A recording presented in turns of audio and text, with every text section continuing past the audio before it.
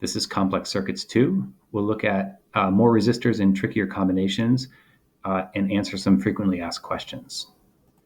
Let's start with the frequently asked questions. Do resistors have to be in parallel to be in parallel?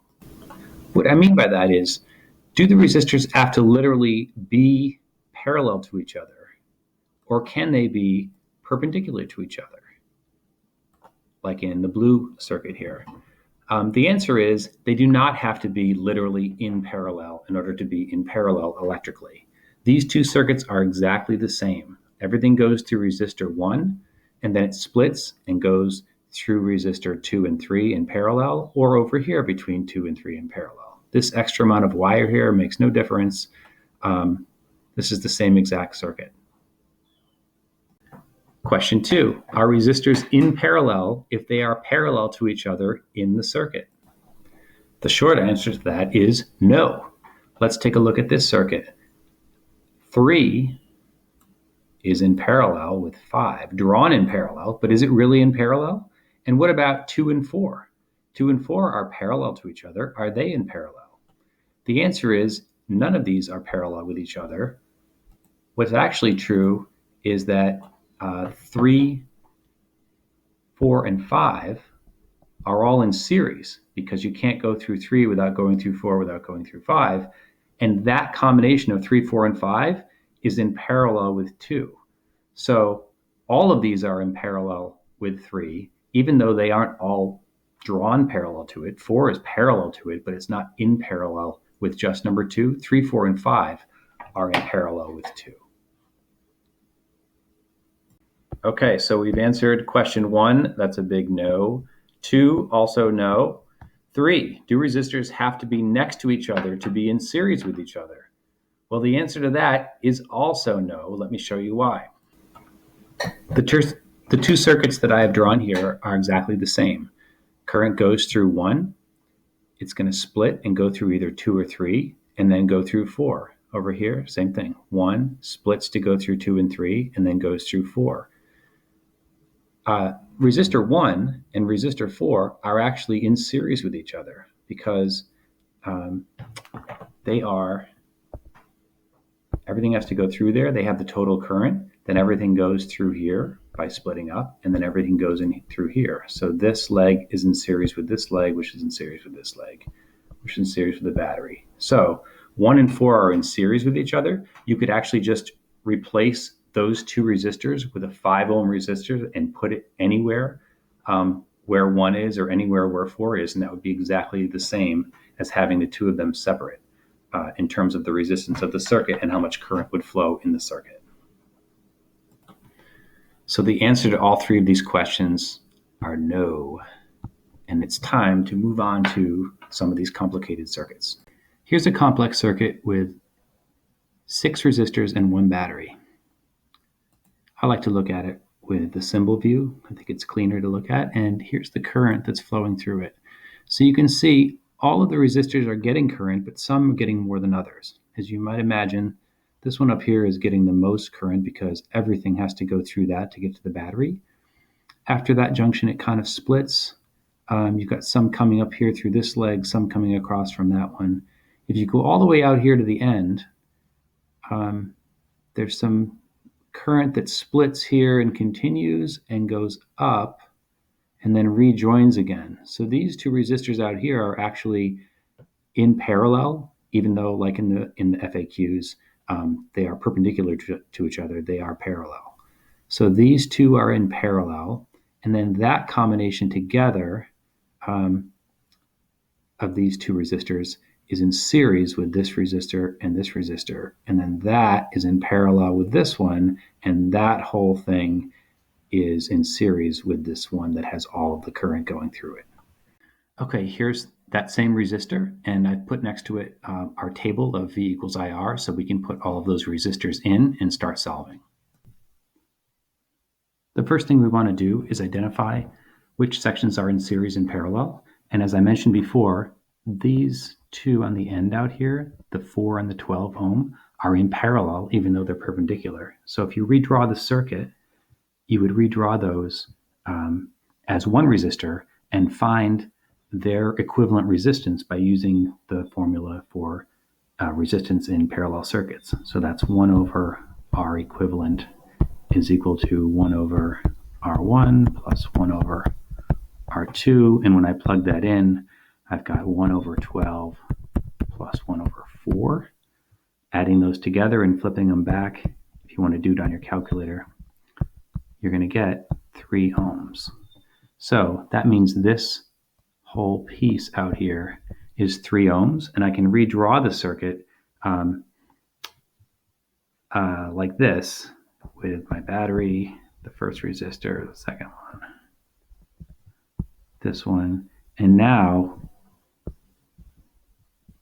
that resistor, that section, I'm replacing with a 3 ohm resistor. So this whole piece is now here. Now we can work on that circuit on a separate page. Okay, here's that simplified circuit. I still have the 6 and the 8 in the same spot, and then the 3 is now in series with the combined resistance of 3 ohms from the other 2 resistors that we simplified. And so now, as I was saying, we have these 3 resistors out here are all in series. And then that series combination is going to be in parallel with the 8 ohms. So what we can do is add them because they're in series. So 3 plus 3 plus 2, this has a resistance of 8 ohms. So our circuit now looks like this. Here's the battery. We still have the 6 ohm resistor, still have the 8 ohm resistor. And now we've got another 8 ohm resistor out here that's in parallel with the first 8 ohm resistor. Let's take a look at this circuit on FET and see how the current flows. All right, so here it is. I'll show the current. And you can see that all the current is going through the 6 ohm resistor, and then it's splitting. Some of it's going up through the 8, and some of it's also going through this outer part, which is actually also 8. And we're going to find out that this current on the outside loop, it's showing as 2 amps, is the same as this one because both of them represent 8 ohm paths. This is 8 ohms all the way around here. This is going to be 2 amps everywhere. And this one here is going to be 2 amps. And then they combine together, 2 plus 2, to give me 4, which is the total current through the circuit. And I can measure that anywhere along this section that is in series with the battery before it splits off and goes into the 2 branches. All right, here's what that circuit looks like with the 2 8 ohm resistances. We're going to put that back into our page with the chart and solve for it. So I've got a 6 ohm resistor here and 2 8 ohm resistors. So the 2 8 ohm resistors are in parallel with each other. So I'm going to combine those two. And if I do 1 over Req is 1 over 8 plus 1 over 8, that's 2/8, which means RT, or Req, sorry, is 4. Remember, you have to flip it back over. And that means that this whole resistance out here is just 4 ohms, which means I really just have a series circuit now of a 6 ohm resistor and a 4 ohm resistor.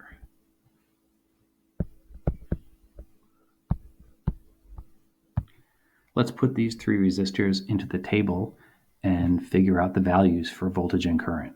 So I have a 6 ohm resistor and 2 8 ohm resistors.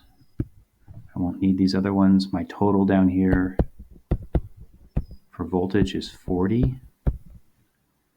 And my total resistance for the circuit based on these 2 resistors is just going to be 6 plus 4, which is 10 ohms. Now, this is the Sudoku part. If I have 40 volts and 10 ohms, I can use I is equal to V over R, 40 over 10. So 4 amps is going to flow through this circuit. Let's check on FET to make sure we're correct. So this is the simplified circuit. It's just a 4 and a 6 when you combine everything together. And the current is going to be 4 amps everywhere you measure it. It's a series circuit. My voltage drops, both have to add up to 40. So my voltage across this one is negative 16. My voltage drop across this one is negative 24. The reason why this is a higher voltage drop is because I have to push 4 amps of current through here, and it's 1.5 times harder to do that than it is to push 4 amps through the 4 ohm resistor. So 4 times 4 gives me 16 volts here. Voltage times current equals, current times resistance equals voltage. And I times R here is 6 times 4, that's 24. And they add up so that I'm using the full 40 volts across the circuit. Now that we have this circuit simplified all the way down, we can start working our way back up. The current through this, we just figured out, is 4 amps. So I know I have 4 amps going through the 6 ohm and 4 amps going through the 4 ohm resistance that is a combination of the two 8 ohm resistors. So I can put in the 4 amps up here, and I can go ahead and figure out what the voltage drop is using V equals IR. So if I'm going to multiply across 6 times 4, that means I have 24 volts here. That's 24 volts there. And that means that once I go through this circuit, doesn't matter which way you go, but you're using up 24. And then across from this point to here, you've got to use the rest of it. Remember, you have 40 volts. So 24 there, and then that's going to leave me with 16 across here. And it doesn't split. They each get the 16 because they're in parallel. Okay. And if you look at the resistor down here, it has 4 ohms and 4 amps. So when you multiply 4 times 4, you're getting 16 volts. So that's why there's 16 volts across both of those resistors. So if there's 16 volts across both of them, that's here and here, I can solve for how much current goes through them. 16 volts and 8 ohms means 16 divided by 8, so that's 2 amps there and 2 amps there, which makes sense because this 4 amp current splits 2 there and 2 there. And now I'm done. I have everything. I've got all my currents figured out, my resistance and my voltage. Let's take all of this information, and we'll step back up to the next more complicated circuit. All right, I've put back in the 3 ohm, and 2 ohm that combine to give me that 8 ohm of resistance that's in parallel with the actual 8 ohm resistor. I've put them in over here. And you know from the previous simplified circuit that all of these are in series. So if they're in series, that means that they are going to get all of the 2 amps that 8 ohm resistance got in the previous diagram. So I'm going to put in 2 amps for each of these. And then I can go ahead and solve for the voltage drops across each one of them by using I times R. So I have I times R and 3 times 2, 3 times 2. So this is 6, 6, and then 2 times 2 is 4. Right? And all of these have to add up to that voltage drop across that entire 8 ohm resistance, which remember is 16 volts. So you've got 16 volts there. That means all of this has to be 16 volts, and it does add up to that. 6 plus 6 plus 4 is 16. We're almost done. We are finally back at the original circuit with all 6 resistors. I've put in the things that we've already figured out. So we have our total current through the 6 ohm resistor, the 2 amps through the 8 ohm resistor here, the 2 amps through the 3 and the 2. These two are actually in series with each other. We were talking about that before, how they don't have to be next to each other. Those are in series with each other because everything goes through this one, it splits, and then everything goes through this one. So anyway, those 2 resistors, and then I've replaced that 3 ohm resistor that we had in the previous diagram with the 12 and the 4 that were in parallel that made that up. And I have them here. And so that is a 3 ohm resistance that's represented actually by 2 resistors, the 12 and the 4. So I knew from before that I had 2 amps of current flowing through this segment because 2 amps is here and 2 amps is down here. The question is it going to split evenly? Am I going to get 1 amp there and 1 amp there? Well, if they were the same resistance, then they would have 1 amp each, but they are not. This is a 4 ohm resistance. This is 12. So this 12 is 3 times harder. It's going to get 3 times less current than the 4 ohm resistor is going to get. 3 ohm resistor up here. So this is 6 volts, and they're in parallel, so they both get the 6 volts.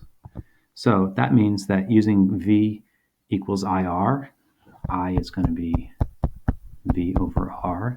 So for the 12 ohm resistor, that's 6 divided by 12. That's a half an amp of current. And for the other one, it's 6 divided by 4. It's 1.5 amps. And that fits because I know it's 2 amps total. So, and I know that the 4 ohm one is going to get 3 times as much current, and 1.5 is 3 times as much as 0.5. And that's it. That's how you solve these complex circuits. Let's take a look at it on FET and see if we were correct. Let's check all of our currents here. So here's the far end. That's your 1.5 that we just figured out. There's the half an amp there through the 12. There's 2 amps. And then up here, also 2 amps. Over here, that's 2. So it splits 2 and 2. And then the original was 4. All right. I think that does it for this video. See you next week.